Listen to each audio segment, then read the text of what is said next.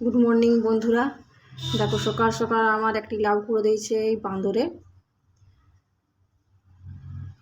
আমার রান্নাঘর থেকে বেসন ছিল এবং আলু ছিল, এগুলো নিয়ে নিজেরা বাড়ির লোকের মতন নিজেরা নিয়ে দেখো কি কাণ্ড করছে, খাচ্ছে বসে বসে আনন্দে।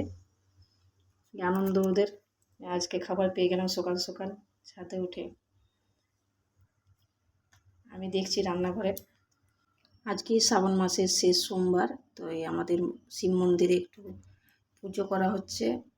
গুরুদেব এসছেন এবং আমার ভাসুর গুরুদেব মন্ত্র বলছেন আর আমার ভাসুর পুজো করছেন এবং যজ্ঞ করা হলো, সবই পুজো অর্চনা করা হলো। দেখুন পুজো হচ্ছে, যজ্ঞ হচ্ছে, গুরুদেব মন্ত্র বলছেন আর আমার ভাসুর ঠাকুর মন্ত্র বলছেন। শ্রাবণ মাসে এ ভোগ করা হচ্ছে, এটা জুড়ি প্রসাদ বলা হয়। আমার ভাসুর ঠাকুর ভোগ বানাচ্ছেন, এটা এক ভাসুর ঠাকুর উনি বানাচ্ছেন। আমার ছেলে সোমবার নদী থেকে জল এনে শিবের মাথায় জল ঢাললো, ছোট ছেলে।